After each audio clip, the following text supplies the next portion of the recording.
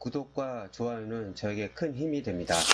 안녕하세요. 부동산 뉴스를 읽어주는 박 팀장입니다. 오늘은 그동안 제가 계속 말씀드렸던 아파트 하락세, 그리고 그동안 아파트가 거래량이 좀 있었지만 계속 물량들이 나올 것 같다고 제가 말씀을 드렸습니다. 오늘 한 고객이 이제 좀 친한 고객인데 하나를 내놨더라고요. 그 주택을. 그런데 제가 혹시 물어봤어요. 혹시 이번에 파신 거 있으세요? 물어봤더니 초에 팔았대요. 근데 그걸 생각을 안 하시는 거예요. 그러니까 아무리 주택을 많이 갖고 있어서 이런 걸 잠깐 착각할 수도 있고 오해할 수도 있는 부분이 뭐냐, 시간이 좀 됐으니까 뭐 오래 팔았다는 그 인지를 못 하시는 경우도 있습니다. 부동산은요, 그 기간적으로 이제 과세를 하기 때문에 그 해가 넘어가지 않으면 합산 과세를 합니다. 이런 부분을 조금만 조심하시면 충분하게 대처할 수 있는데, 그렇지 않으면 세금이 크게 나옵니다. 계산한 것도 한번 제가 설명드리고요. 어떤 내용들이 있는지 들어가서 설명드리도록 하겠습니다. 제가 전에도 한번 설명드렸던 부분입니다. 내년부터 1세대 1주택자도 거주기간이 2년하고 보유를 10년 하게 되면 80%까지 감면받을 수 있는 부분이 바뀝니다.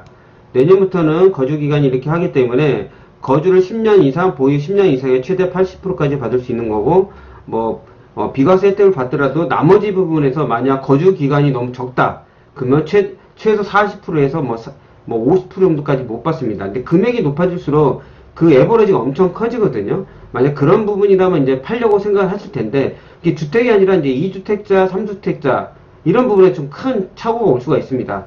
일단은 지금 계속 제가 매매를 하려는 분들한테 좀 기다려라 했던 부분도, 내년 6월달에 이렇게 세금이 다주택자한테는 10% 이상, 조정 2주택자는 20%고 그리고 다주택자는 30%까지 중과가 되고요. 분양권은 이렇게 올라갑니다. 단타 하시는 분들도 이제 세금이 많이 나옵니다. 그리고 부동산 법인은 내년 6월달부터 중과 최고 세율을 맞습니다. 단일 세율로 3%, 6%로 이제 부동산 종부세가 나오기 때문에 그런 부분은 좀 세 부담이 있고요. 그 다음에 기본 공제 유곡도 안 나오고 세부담 상한도 적용받지 않기 때문에 크게 이제 피부로 와닿을 수밖에 없어요. 그러면 이제 매매를 하겠죠. 다주택자분도 그렇고 법인도 그렇고. 근데 법인은 크게 이렇게 에버리지 오진 않지만 주택은 이제 두 채, 세 채 가지고 있는 사람은 그 요인표대로 크게 가격이 요동칠 수가 있습니다. 어떤 내용들인지 더 깊게 들어가 보도록 하겠습니다. 그 전에도 한번 보여줬던 자료입니다. 그 언론에서 한참 그때 떠들썩했죠. 자, 그때 중요했던 건 법인들이 지방주택을 많이 팔았다고 합니다. 그리고 경기도권, 그리고 서울권 이렇게 팔았는데, 아직도 물량들이 있어요. 한꺼번에 다 쏟아내기는 어렵습니다. 그리고 지금 왜 거래가 안 되는지 제가 그동안 계속 말씀드렸죠. 관망세로 가고 있습니다. 자, 이렇게 보게 되면 제가 전에도 설명드렸던 서울특별시와 경기도인데요. 7월 피크를 치고 나서부터 쭉 떨어졌습니다. 지금도 똑같습니다. 9월 달에는 또 그 추석까지 껴있기 때문에 거래량이 현저히 줄어들 거예요. 그러니까 되게 다급하게 생각하면서도 지금 물량들을 지금 소화를 시켜야 되는데, 지금 그런 분들도 조심스럽게 다가가야 하는 게 합산과세입니다.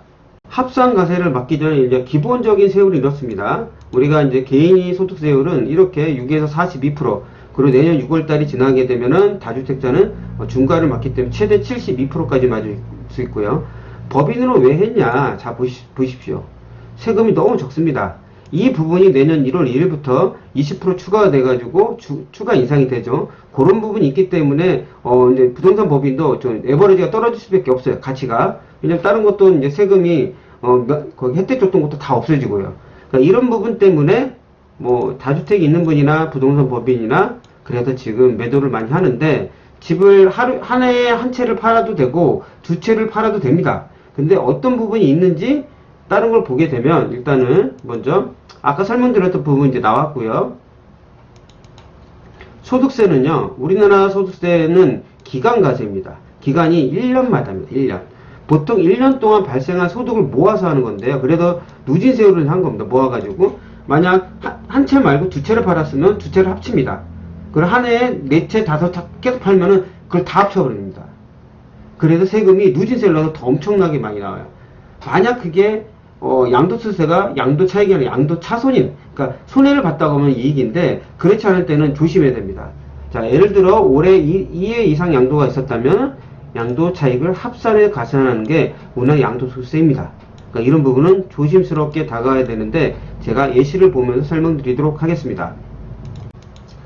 자, 같은 한 해 2000년 이번 연도니까 1월 1일에서 이번 년 말까지 이렇게 법이 이제 세금이 강화가 되니까 나는 그래 다 팔았어요. 같은 한 해 매도시 합산과세가 됩니다. 이게 만약 다 플러스로 하면 이게 다 합치면은 금액이 어마어마하게 나올 수 있어요. 자, 그리고 2000년 12월 1일, 좀 있으면 2000년 12월 달 오잖아요. 우리 팔고 내년 1월 3일날 팔았네? 그럼 뭐 한 달밖에 안 되니까 합산되는 거 아니야? 제가 아까 뭐라고 했죠? 기간과세이기 때문에 한 해가 넘어가게 되면 0이 돼서 다시 시작됩니다. 합산은 같은 연도수가 아니라서 합산과세가 아닙니다. 그러면은 팔 때 어떻게 팔아야 되냐? 합산과세가 꼭 나쁜 것만은 아닙니다. 아까 말씀드린 양도 차익이 아니라 손해가 났을 때 양도 차산이라고 합니다. 양도시 처음에 플러스가 됐어요. 야, 이거 팔 때 플러스가 될 것 같으면은 만약 계약을 했어요. 잔금 치른 게 11월 달이에요.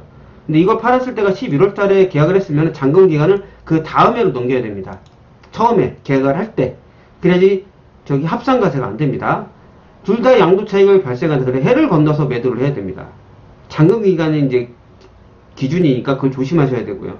근데 내가 처음에 팔았던 집이 양도 차손이 났어. 그러면 매도할 때 다른 게 매도할 때 양도 차익이 좀 많이 나는 것 같아. 내가 지금 손해를 좀 봤으면은 같은 해 파는 게 유리합니다. 왜? 합산과세이기 때문에 마이너스가 그쪽 플러스가 되는 거를 차감시켜 줍니다. 이런 것도 꼭 합산과세가 나쁜 건 아니에요. 어떤 상황이냐에 따라서 케이스마다 틀립니다. 그래서 보통 우리 이렇게 얘기하면은 계산하는 거 좋아하시는 분들 있잖아요. 저 계산으로 설명드리면 국세청에서 갖고 온 겁니다. 양도세 계산을 아주 간단하게 국세청에 가면 나옵니다. 자, 금액을 이렇게 팔았는데 일단은 세율이 35% 나왔어요. 그리고 양도소득기본제는 1년에 한 채 팔 때 한 번 해주고 두 채 팔면 안 해줍니다. 그래서 그냥 똑같은 거라고 하고 똑같은 거라고 했습니다. 똑같은 애 하면은 그 다음에 팔면 이렇게 나옵니다. 4천만 원 이렇게 나와요. 똑같은 금액이면 3억짜리.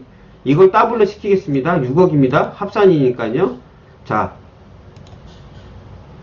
과세 표준도 틀려지고 과세 세율도 틀려진대. 왜? 금액이 높아지니까. 지금 이게 좀 하나로 제가 표를 만들었지만 더 높아질 수 있고 낮아질 수 있어요. 왜?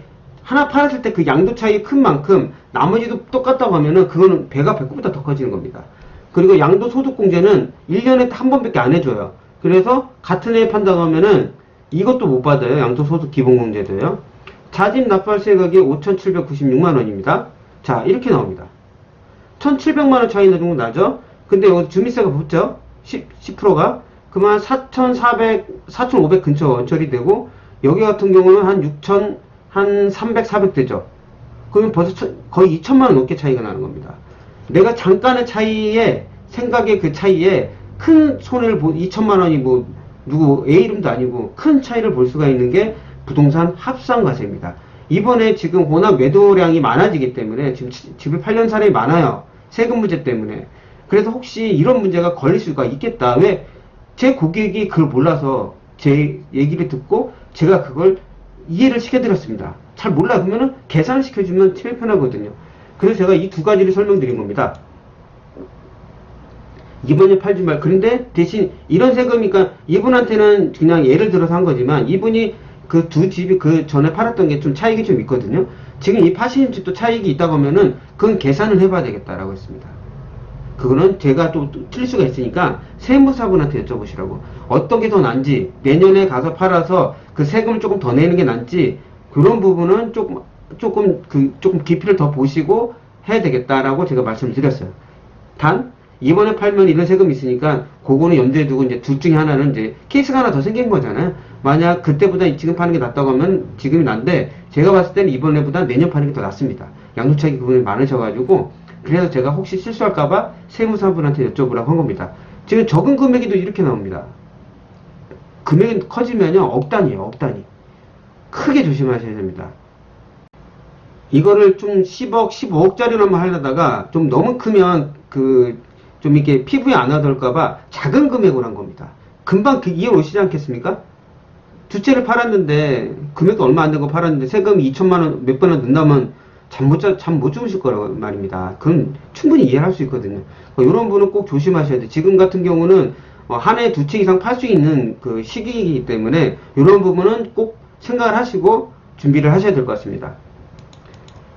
양도차선이 포함 안 되는 것도 아셔야 됩니다. 자, 우리가 1세대 1주택일 때 일시적 1가구 1주택 받을 수도 있잖아요. 근데 주택만 말고 다른 것도 토지도 있고 있단 말이에요. 근데 비과세로 내가 만약에 들어서 9억이가 비과세인데 8억짜리를 제가 샀는데 내가 못 주고 7억 주고 팔았어요. 어차피 비과세잖아요. 내가 저기 손해를 받더라도. 그런 경우에는 양도차선이 발생해도 양도차익과 통산할 수가 없는 거예요. 왜? 비과세로 됐기 때문에. 이 부분을 좀 조심하셔야 되고요. 양도차선은 개인별로 적용합니다. 배우자의 집을 팔아서 양도차선이 있다고 내가 양도차익이 있다고 그걸 같이 합산할 수가 없어요. 그리고 아까 말씀드린 양도차선은 다음에 이월되지 않는다는 거. 그러니까 요 부분 조심하셔야 됩니다. 중요한 거는 요 부분, 그리고 배우자 부분도 조심하셔야 되고요.